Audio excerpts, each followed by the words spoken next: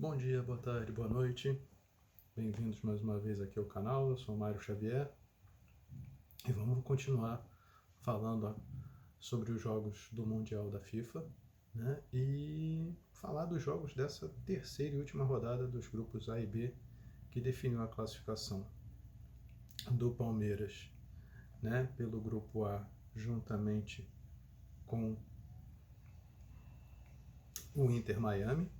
Acabou ocorrendo um empate, né, entre os dois, um empate que garantiu a classificação de ambos, mas o Inter Miami deu trabalho ao Palmeiras, chegou a abrir 2-0 e o Palmeiras foi só conseguir um empate no finalzinho do jogo, na Bacia das Almas ali, um jogo muito pobre, acho que talvez seja esse melhor o termo, um jogo muito pobre do Palmeiras, né? Se esperava muito mais do time do Palmeiras. Se for, por exemplo, comparar, perdoe, tá tendo uma obra aqui no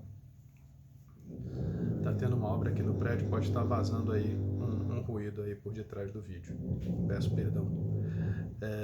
Mas voltando aqui, se for comparar o jogo do Palmeiras com o Porto e o jogo do Palmeiras com o Inter Miami, nossa, o Palmeiras foi muito melhor no primeiro jogo contra o Porto, que era um adversário teoricamente um pouco mais difícil, né? E o Inter Miami fez um jogo que quis, foi um jogo tranquilo, jogando nas bolas de segurança, o contra-ataque. Foi assim que abriu o placar, fez o segundo gol através de um golaço do Luiz Soares, pegou a bola na intermediária, partiu para cima dos jogadores do Palmeiras, foi carregando a bola aos trancos e barrancos e dentro da área fuzilou, sem chance para o Everton, e o Palmeiras realmente não se achou no jogo. Com poucas jogadas, com pouco entrosamento, assim, com poucas finalizações. Pegando aqui os números, o Palmeiras teve 22 chutes, mas só desses 22, somente 7 foram no gol. Gente, é muito chute aleatório, né? Não são chutes que realmente causaram perigo ao gol do Inter Miami, somente 7. Né? O Inter Miami teve 8 chutes, sendo 3 na direção do gol e 2 deles foram para dentro da casinha, ou seja, 2 desses 3 chutes no gol, 2 foram nas redes. Então, o Inter Miami com menos ação, mas foi muito mais efetivo.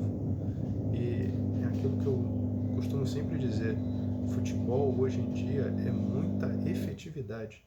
Se você pode dar 300 chutes a gol, mas se nenhum deles vai na direção do gol, ou o goleiro defende, não adianta nada. Você pode dar 500 chutes, o outro time vai lá, faz um chute só, põe lá a bola na rede e no final da história, vitória para o outro time. E era mais ou menos o que ia acontecer com o Inter Miami. E detalhe, o Palmeiras consegue o gol de empate depois de um cruzamento, mais um cruzamento aleatório na área, e o zagueirão lá, o defensor do Inter Miami, fez a gentileza de cabecear a bola, em vez de tirar a bola para fora da área, ele cabeceia nos pés do atacante do Palmeiras, o Maurício, que fuzila sem dó nem piedade e faz ali o gol de empate.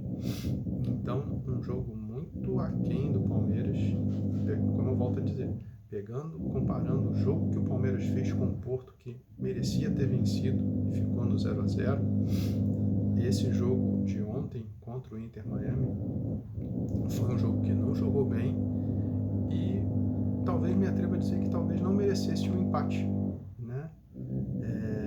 Dada a pouca qualidade do futebol do Palmeiras.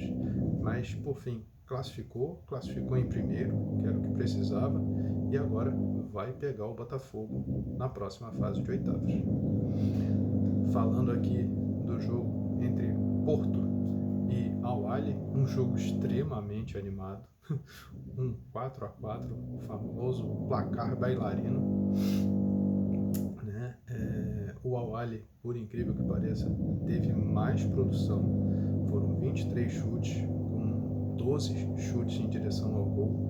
Eu não consegui ver o jogo, porque estava vendo o jogo do Inter com o Palmeiras, vi só os melhores momentos. E, gente, quando estava 4-3 para o Al-Ahly, o Al-Ahly teve pelo menos umas 2 ou 3 chances de fazer 5-3, conseguiu uma vitória expressiva sobre o Porto, e ainda assim, quando ficou 4-4, teve a última bola do jogo e poderia ter ganho a partida por 5-4 se não fosse o zagueiro tirar ali, desviar a bola, né? Então foi assim muito louco. O Porto realmente não se encontrou nessa competição, muito aquém de um time europeu. E méritos aí do Al-Ahly. O Al-Ahly fez uma grande partida, teve menos posse de bola, 57 do Porto contra 43, mas foi um time mais efetivo.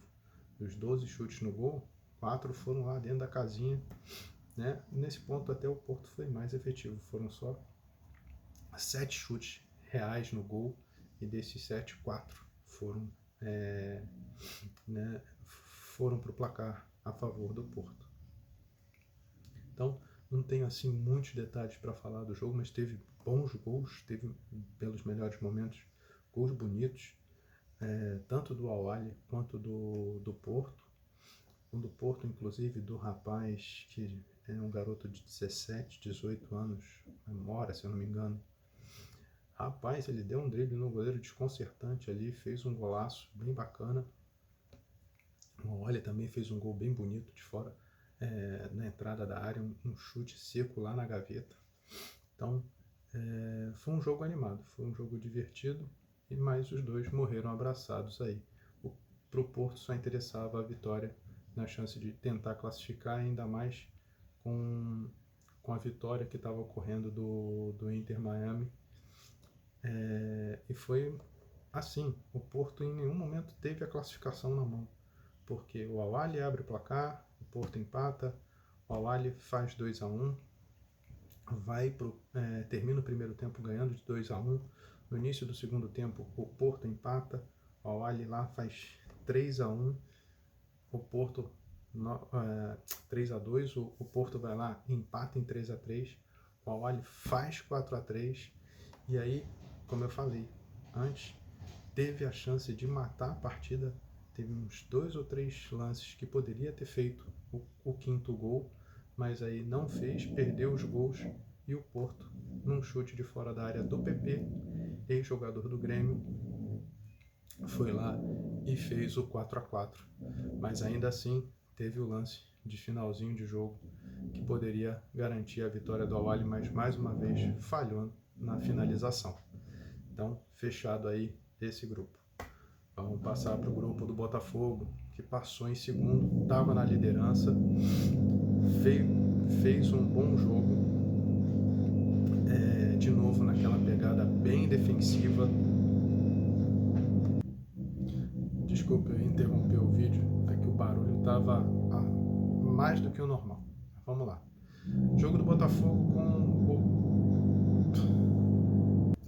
Bem, acho que agora a gente consegue dar continuidade aqui, parou um pouquinho. Então, Atlético de Madrid e Botafogo. O Botafogo tentou aí o máximo não perder pelos 3 gols que tirariam ele da próxima fase.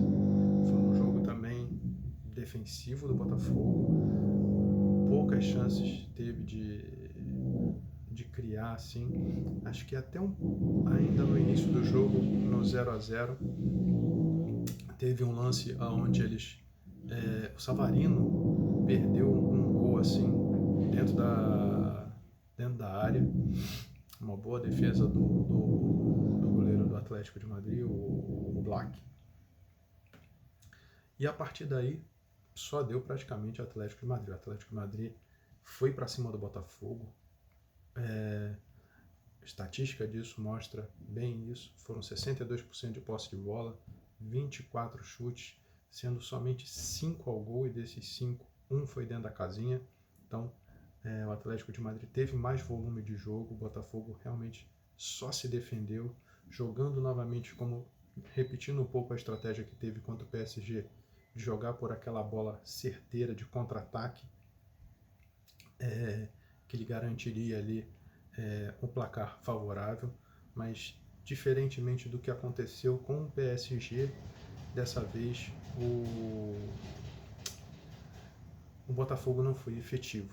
O Botafogo não conseguiu repetir não somente a atuação defensiva, que foi muito boa, mas como as ações de ataque, de contra-ataque, né? O Botafogo não conseguiu contra-atacar bem, né? Ficou muito dominado por parte do Atlético de Madrid, que foi para cima, tentou ganhar o jogo, perdeu muitos gols,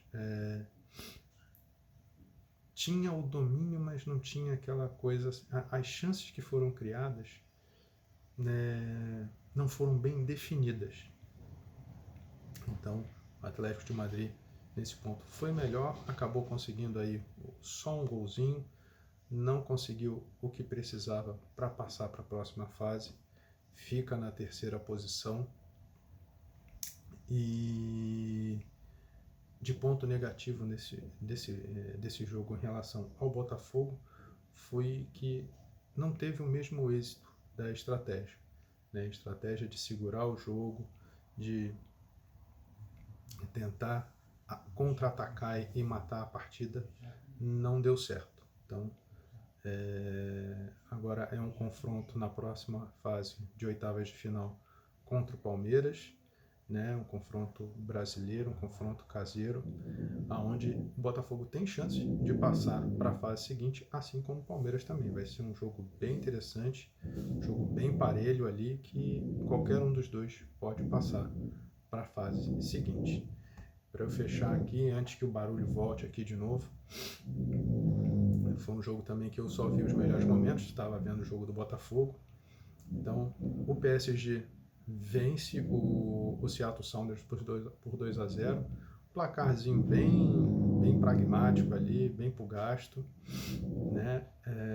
Mas o PSG teve amplo domínio do jogo. O Seattle Sounders sequer conseguiu chutar uma bola no gol, né? Teve só 27% de posse de bola.